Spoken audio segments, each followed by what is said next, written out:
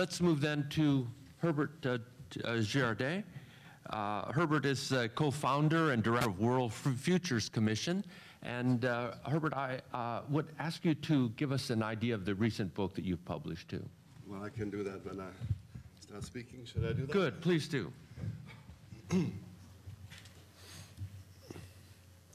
Your Holiness, Eminences, old friends and new friends, and every day there are more new friends, which is a wonderful thing to become part of an ever larger community of people deeply concerned about these issues of climate change, of the whole question of the relationship between humans and nature.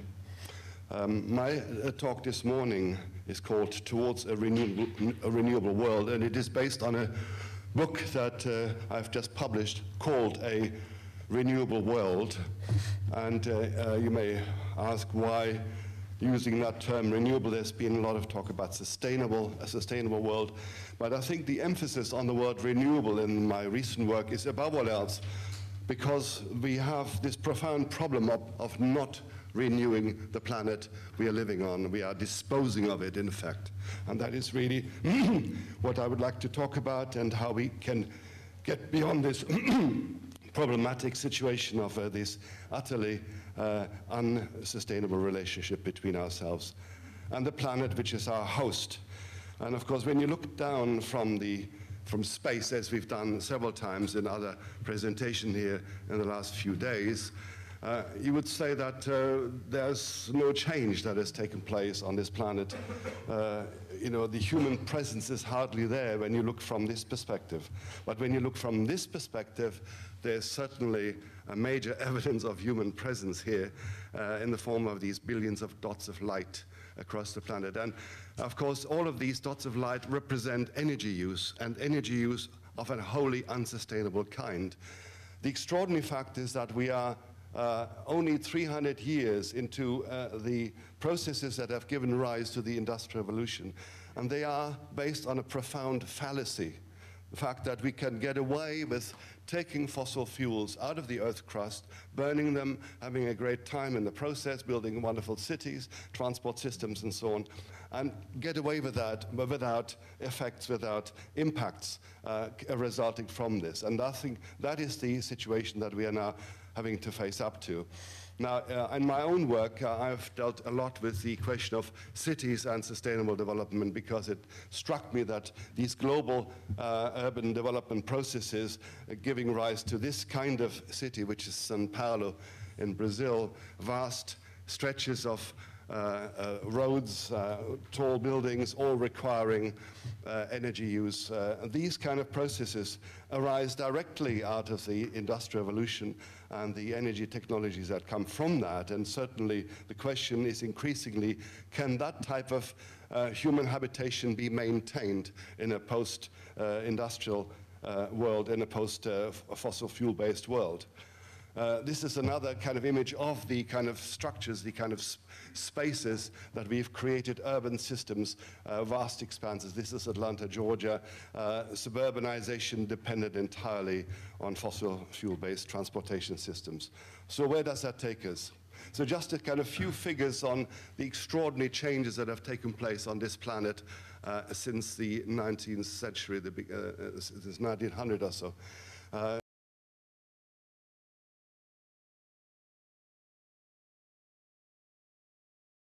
Human numbers going up fourfold, but human urban populations going up 13-fold. And the critical issue really is today that there are 3 times more than the world population in 1900. But above all else, the critical point is that cities are built based on only 3 or 4% of the world's land surface, but use about 80% of its resources and discharge the bulk of the solid, liquid, and gaseous waste. And these are issues that we need to deal with directly now. These types of urban structures, can they continue in the future? So when I say we currently live in a disposable world, really what I'm saying is that we are based on the fallacy of infinite growth economy on the base of use of finite energy resources. But more importantly even, that we are imposing a system of linear resource use and waste disposal on nature's circular economy. And that is, I think, at the heart of the problem of climate change, because above all else, we are dumping wastes up in the atmosphere, but also on the planet itself in ways that is wholly unsustainable. So the challenge now is, in this development that has already taken place in terms of urbanization, in terms of global transport and production systems, can we, within that situation, rebuild a renewable world? Because the world before the arrival of the industrial civilization was renewable by definition. Can we today, with all the new technologies that we've developed, create a renewable world? Now look at the extraordinary technologies that are required to make our current lifestyles possible, moving towards the most extraordinary attempts to dig and drill fossil fuels out of up to 10 meters down, 10 kilometers down in the Earth's crust, in order to continue doing this kind of thing, accumulating pollution above our cities. And until recently, pollution was really primarily considered a local problem of impacts on local populations living in these places, asthma and of the kind that we've talked about last night, yesterday afternoon, with our friends who were telling us about the extraordinary problems they're facing living close to refineries. So these are primarily concerns of local people with local pollution. But the reality is, of course, we are increasingly faced with a situation that this is the process that we are now, above all else, having to concern ourselves with. Carbon dioxide in the 1970s, in a report called Limits to Growth, was not even listed as a pollutant. It is absolutely extraordinary to think that only in recent years has this issue become to the forefront of global concerns. So we've talked about Greenland and the accelerated melting of ice caps all over the world as a critical issue. And as we heard a moment ago, we have this today, on this day, a global campaign around this set of numbers, 350. How can we assure that the concentrations of greenhouse gases in the atmosphere are going to be able to be lowered from current levels? This is the concern of this campaign. No longer saying, let us look at how we can reduce the overall emissions coming out of our industrial system, but instead, how can we actually reduce existing concentrations of carbon dioxide already in the atmosphere? Now, this is a challenge that this group of people campaigning around the world have set themselves, but certainly when it comes to how to go about doing this, there's very little discussion how that can be done in practical terms.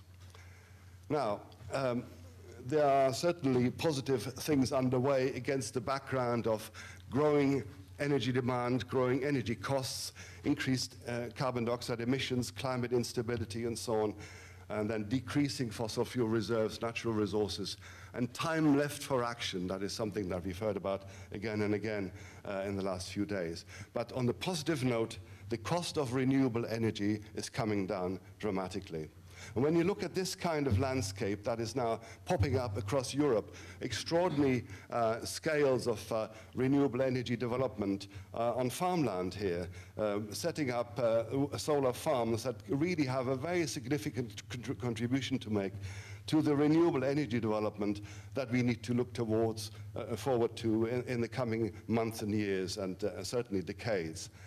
Or look at a new kind of architecture that is beginning to pop up in different parts of the world, here in Freiburg in Germany, where buildings are no longer recipients of energy, fossil fuel energy from elsewhere, but instead are able to produce surpluses of energy, not only for their own consumption, but for the consumption of other buildings nearby that haven't been retrofitted yet. So these are remarkable developments that show the way ultimately towards a much more sustainable, much more resilient, and ultimately renewable civilization that we now need to work towards with the greatest possible energy and determination. Now, we need policies to try and initiate these processes. And one really significant policy was introduced first in Denmark, then in Germany, now in 50 other parts of the world. And it's called feed-in tariffs. And basically what it means is that if you have a solar roof on your house, you can sell the electricity that you produce to the grid at a much higher price than a conventional power station. And that had extraordinary effects of creating huge numbers of new jobs. In Germany, 280,000 jobs over the last 10 years. But also reduced imports of fuels, reduced emissions, major eco-benefits of reduced damage to nature. But also the price of doing all this is very low indeed. It's diluted across all the households in a country like Germany or other countries where this is now implemented. It only costs the equivalent of a glass of beer per household per month. That's not very much, is it? But it has had dramatic impacts on the stimulation of developments of this kind. Or look at Spain, new kinds of solar power stations using a different technology from the ones that I've shown you a moment ago, which is basically mirrors focusing on the top of towers, producing steam and then driving steam turbines. And Seville as a city is now largely powered by the sun using this type of technology. Not only that, but also that within the city itself, they also have an increasing number of solar roofs. So the point I'm trying to make is, here is the possibility of utilizing new technologies arising out of science, out of technical breakthroughs, to retrofit our currently highly and utterly unsustainable industrial civilization in new ways. Or look at China, remarkable new kinds of architecture coming up with solar panels built into the architecture in this remarkable way. And certainly this is the kind of thing that we now need to look forward to. Here's another technology.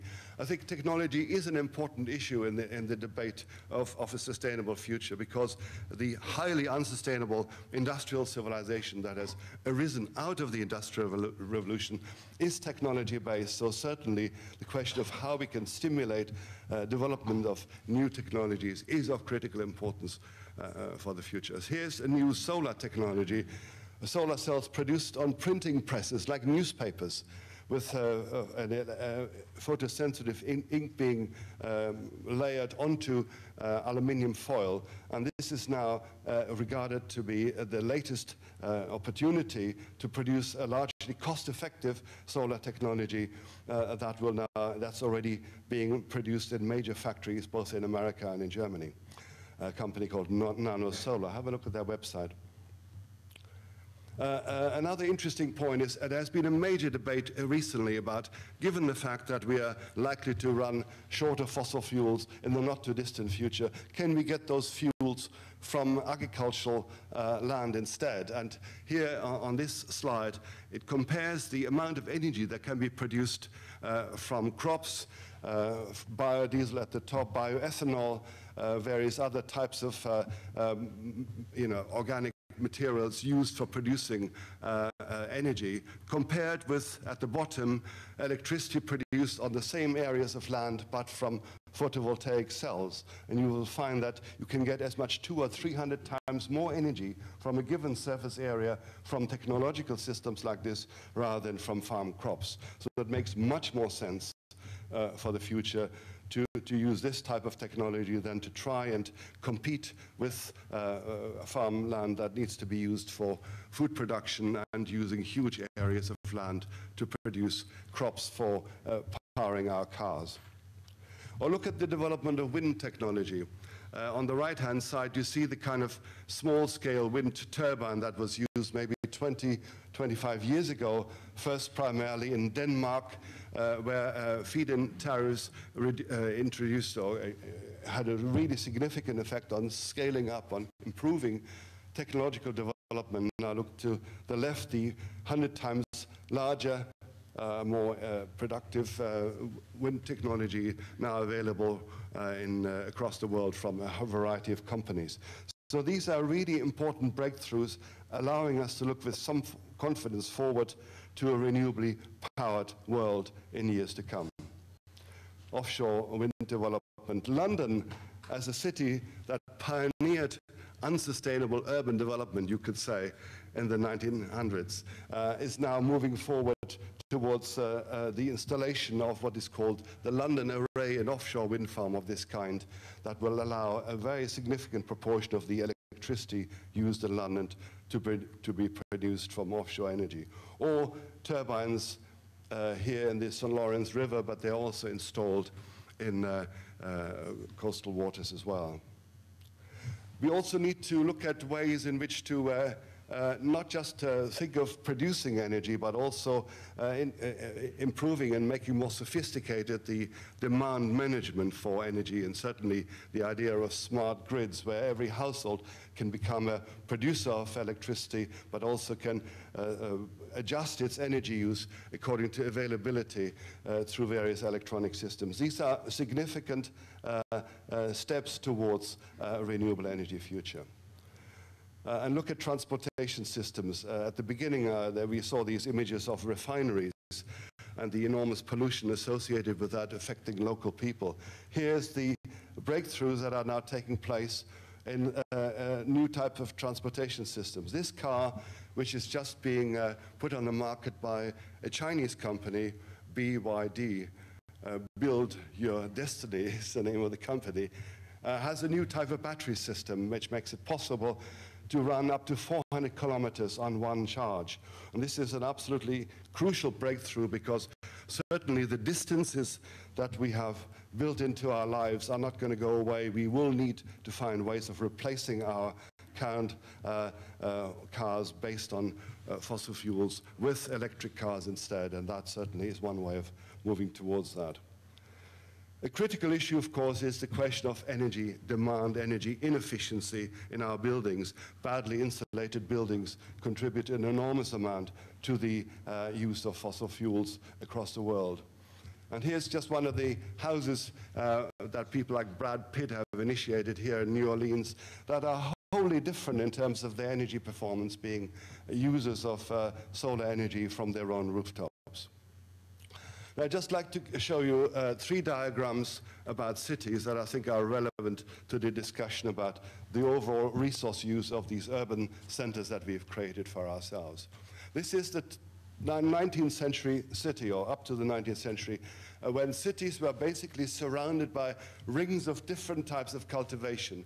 Closest to the city, the market gardens, where people were able to grow crops for their domestic use, also being refertilized by manure, by night soil from the city. Further out are the fields in which grain is produced, which don't quite rely to the same extent on fertility, being re-imported from the city to the farmland. And beyond that, the grazing land that is basically refertilized by the animals grazing them. And within the city itself, very compact, very pedestrian-based lifestyles such as these, the Mediterranean cities still exhibit this wonderful lifestyle based on walking rather than on car-based transport. But this is the modern city, if you just compare the two. This is the city that we've inherited from the past. This is the city the way it operates today, drawing from resources from absolutely anywhere across the planet, never mind where, never mind the consequences of the transport fuels required for that, whether it's food, whether it's computers, whether it's any other products. We will simply rely on transport-based systems bringing those resources to us from around the world. And I think for the future we need to reintegrate the ideas of local energy, local food supplies into the fact that we will certainly want to stay connected with each other.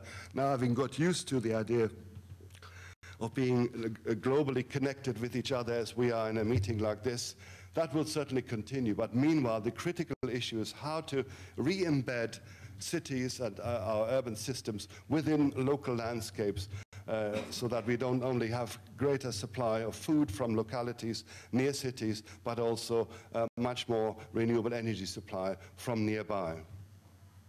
Now, I'd just like to move on to briefly talk about another subject which I will have more time to address tomorrow, which is the question of what happens to the greenhouse gases that we are currently producing. And about half of them are reabsorbed by landscapes like this, these wonderful, still intact forest ecosystems here in the Amazon.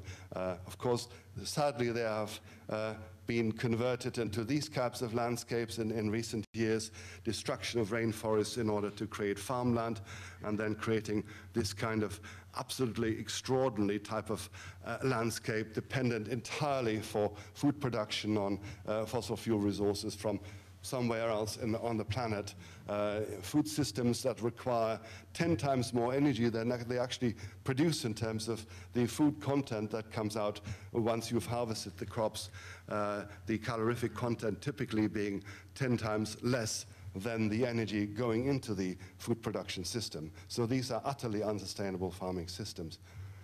And then we have extraordinary amount of food waste that end up as methane in holes in the ground.